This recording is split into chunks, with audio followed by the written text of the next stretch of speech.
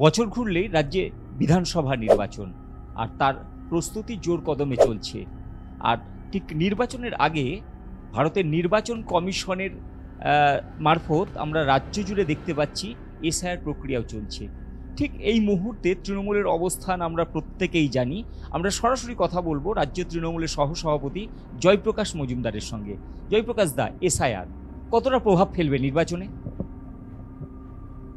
SIR প্রভাব ফেলবে মানে প্রভাব তো ফেলবেই কিছুটা হলেও। তবে আমরা এখন যেটা বুঝতে পারছি যে দুটো ভাগে ভাগ হয়ে গেছে রাজনৈতিক যে শক্তিগুলো এখানে আছে। একদল চাইছে এসআইআর এর মাধ্যমে নাম বাদ দেওয়ার প্রক্রিয়া যেন চালু থাকে, আর আরেকটি দিক ভাবছে এসআইআর হলেও কোনো নাম যাতে বাদ না যায়। বিজেপি চাইছে নাম বাদ দিতে, তৃণমূল কংগ্রেস চাইছে নাম যেন বাদ না যায়। এই যে ন্যারেটিভটা, এটা কিন্তু সারা বাংলার মানুষের মধ্যে ঢুকে গেছে।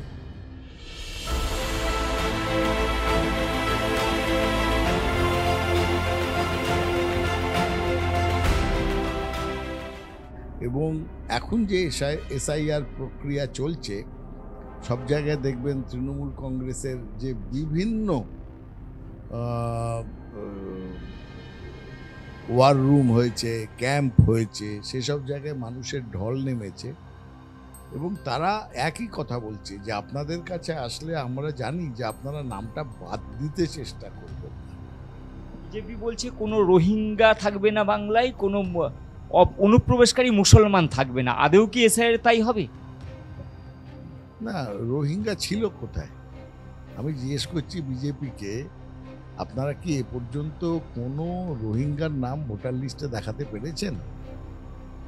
এই কথা বলার মানে কি?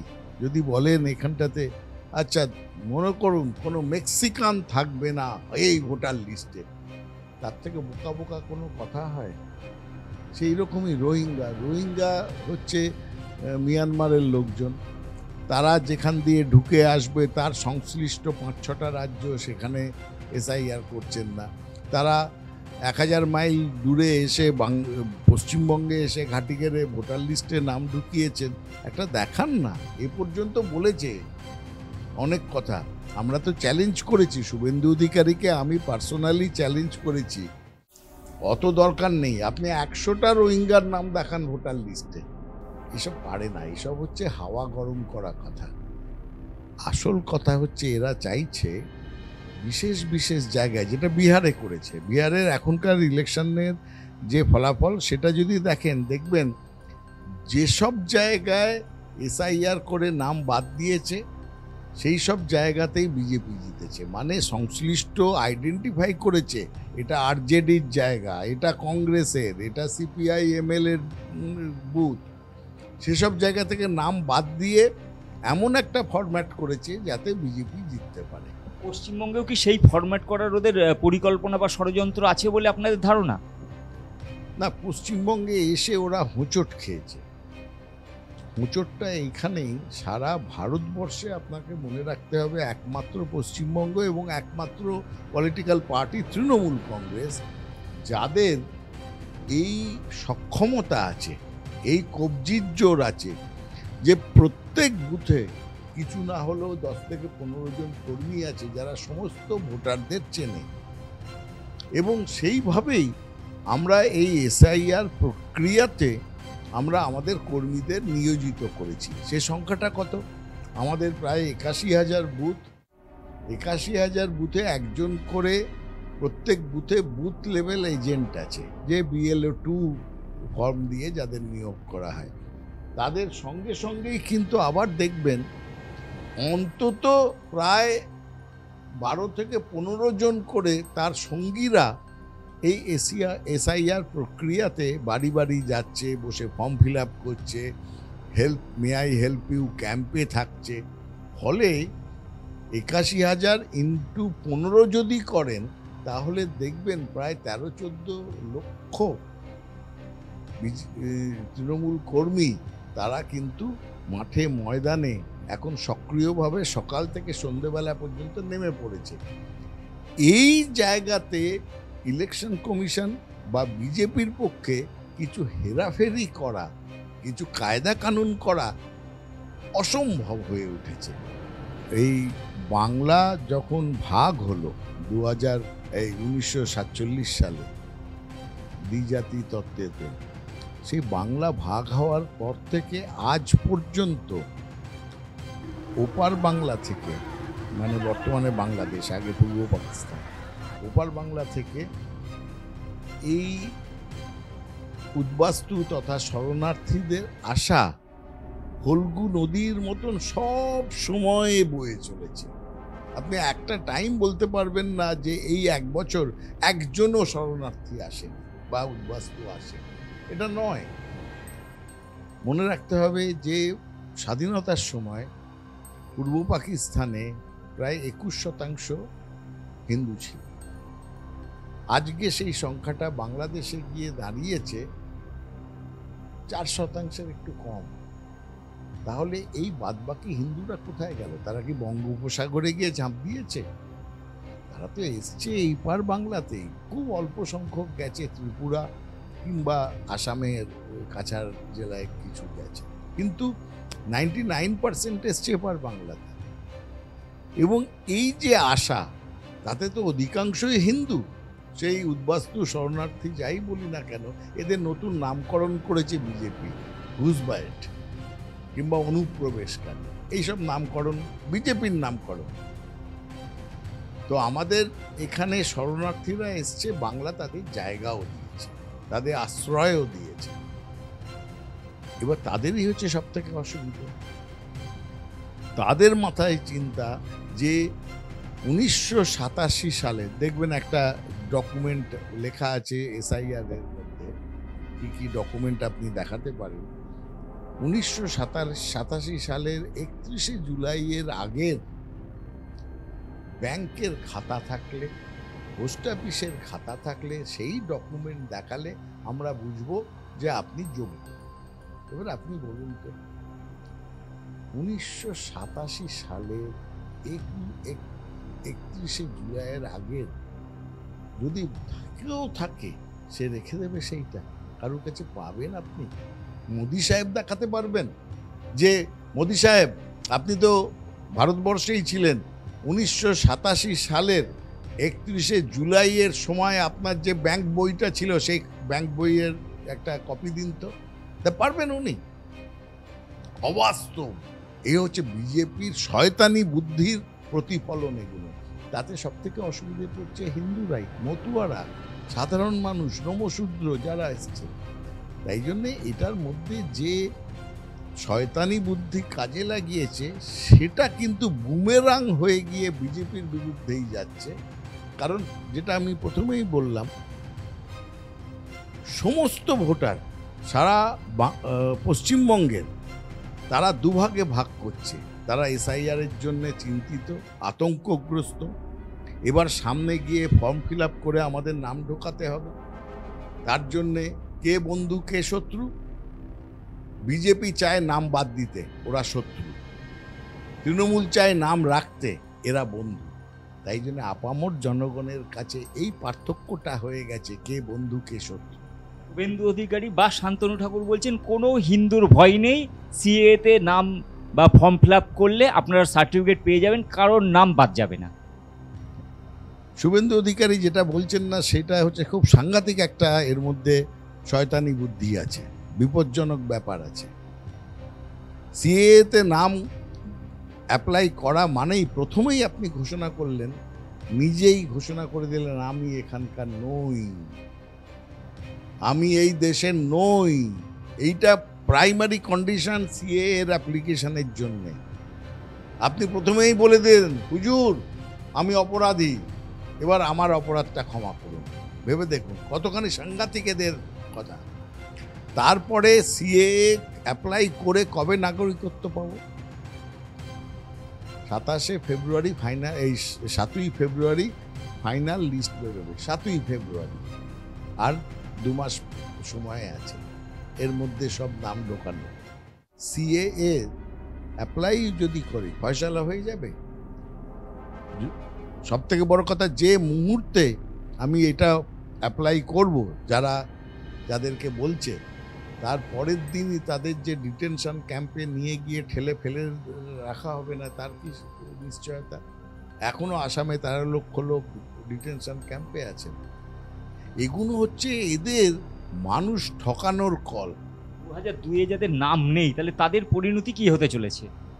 না, 2002-এ নেই, তার জন্যে আমরা বিশেষভাবে ব্যবস্থা নিয়েছি। যাদের 2025-এও নাম আছে তাদের ফ্যামিলির সমস্ত ফ্যামিলি ট্রি, কাগজপত্র, পঞ্চায়েত থেকে সার্টিফিকেট, এবং সবথেকে বড় কথা আমরা পাশে থাকব। পরে হিয়ারিং হবে এবং তাদের অ্যাপ্লিকেশন নিয়ে আমরা ইলেকশন কমিশনের সঙ্গে লড়াই করব যে 2002-এ নাম না থাকা মানেটা কি। আপনি আজকের দিনে 40 বছরের নিচে যাদের বয়স, 40 বছর বা 40 বছরের নিচে যাদের বয়স আর 18 বছরের ওপরে, তাদের কারুর নাম থাকবে না 2002। তার কারণ 23 বছর। 2002-এ সব থেকে কম বয়সী যার ভোটার লিস্টে নাম ছিল তার বয়স ছিল 18, তার সঙ্গে 23 যোগ করলে 41 বছর, তার বয়স এখন 41। সুতরাং আজকে আপামর আজকের দিনের যে ভোটার লিস্ট 50%, সেই 50% তারা নাম পাবেন না 2002-এ। সুতরাং তার মানে কি ইলেকশন কমিশন বলছেন তাহলে 2002-এরটা দিয়েই ভোট করলে পারতেন? তো তা নয়।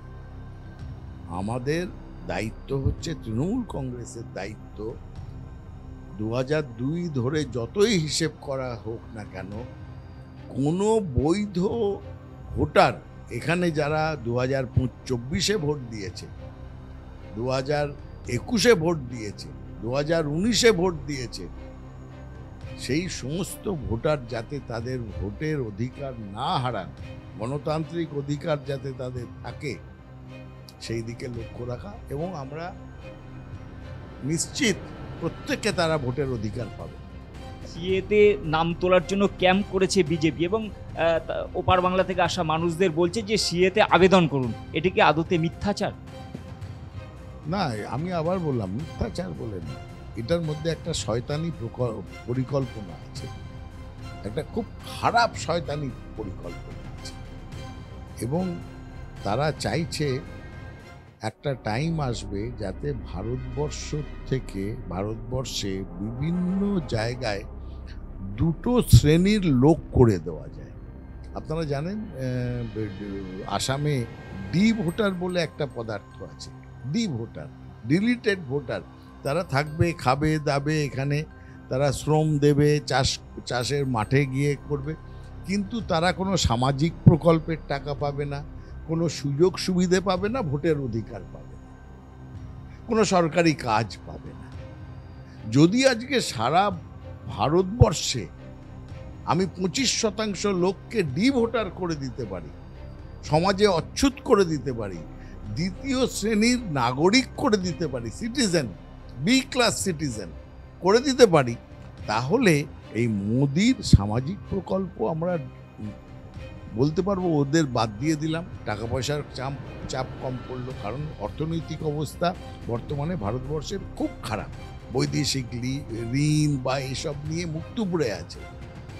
সুতরাং এদিকে হচ্ছে, যদি মানুষকে আমাদের কোনো দায়িত্বই নিতে না হয়, 140 কোটি লোক, তার মধ্যে যদি 40 কোটি লোকের দায়িত্ব আমাদের না নিতে হয়, তাহলে বোঝাটা কমে গেল। এই রকম একটা শয়তানি বুদ্ধি এদের কাজ করছে। এবং দেখুন আপনি, এর সঙ্গে যুক্ত আছে যে জনগণনা কেন করেনি ওরা জনগণনা করার আগে এসআইআর করতে চাইছে, এবং এখানে কেউ যদি ভোটার লিস্টে নাম তুলতে ব্যর্থ হয়, তারপরে এই জনগণনার সময় তাকে ডি ভোটার বা সেকেন্ড ক্লাস সিটিজেন করে একটা ব্যবস্থা করবে, যাতে সমস্তভাবে সরকারের দায় দায়িত্ব থেকে তাদের সরিয়ে রাখা যায়। বিহারে ভোটের পর দেখা গেল বাংলার বিজেপির উৎসব শুরু হয়ে গিয়েছে এবং প্রধানমন্ত্রী হুঙ্কার দিচ্ছেন যে বিহারের পর এবার বাংলা এবং এখানে তৃণমূলকে উপড়ে ফেলা হবে। দেখুন, আমি একটা কথা বলতে পারি, বিজেপি বিহারের শাসনে ছিল।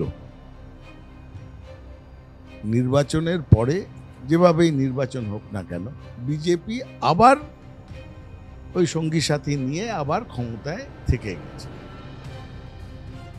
আর বাংলায় বিজেপি কোনোদিন ছিল না, ভবিষ্যতেও কোনোদিন আসবে না। শুভেন্দু অধিকারী এবং অন্য বিজেপি নেতারা লাফাচ্ছে এবার বাংলা। না, সে তো 21-এও বলেছিল আপকা বার 200 পার। আমরা তো সবার মুখস্থ হয়ে গিয়েছিল। দিদি ও দিদি বলে দিদিকে তুচ্ছতাচ্ছিল্য করে আপকা বার 200 পার, নরেন্দ্র মোদী দিল্লি প্যাসেঞ্জারি করে, অমিত শাহ দিল্লি প্যাসেঞ্জারি করে বারবার বাংলাকে তো শুনিয়েছেন। শুভেন্দু অধিকারী চলে গিয়েছিলেন, আমার অফিসে এসে বলেছিলেন এবার আমি মুখ্যমন্ত্রী হচ্ছি, দিলীপ ঘোষকে ভাই একটু আটকিও। এসব তো শুভেন্দু অধিকারী তখন করেছিলেন। আমি সেসবের সাক্ষী, কিন্তু সেই ফল তো পাইনি, হয়নি। কোথায় 200 পার আর কোথায় 77, আটকে গেছে তো। এবং মনে রাখবেন যে মমতা বন্দ্যোপাধ্যায়ের সেই ইলেকশনে একটি পা জখম ছিল, যদি মনে করেন, পায়ে আঘাত লেগেছিল, তিনি হুইল চেয়ারে করে তিনি সারা বাংলায় পরিক্রমা করেছিলেন। সব থেকে মজার কথা হচ্ছে ওই এক পা জখম আর একটা পা দিয়ে গুনে গুনে 213টা গোল দিয়েছিলেন, মোদিকে গোল দিয়েছিলেন। মোদি পালিয়ে গিয়েছিলেন, 1-1.5 বছর আর বাংলা মুখ হননি। আবার হতে চলেছে, এবার আরো খারাপ অবস্থা হবে। আমরা মনে করি এবার বিজেপির প্রধান পরীক্ষা হচ্ছে বিরোধী দলের তকমাটা থাকবে কি থাকবে না। কারণ 30-এর কম আসন হয়ে গেলে এই রাজ্যে বিরোধী দলের তকমা থাকবে। সুতরাং এটা হচ্ছে সব থেকে বড় পরীক্ষা। বিরোধী দল না হলে বিরোধী দলনেতাও থাকবে না। শুভেন্দু অধিকারী খুব চিন্তার ব্যাপার সামনের দিনটা। আমরা কথা বললাম তৃণমূল কংগ্রেসের রাজ্য সহসভাপতি জয়প্রকাশ মজুমদারের সঙ্গে এবং সাম্প্রতিক বিভিন্ন রাজনৈতিক প্রসঙ্গে তিনি সোজা সবটা জবাব দিলেন। বিকাশ ঘোষ, বাংলা জগৎ।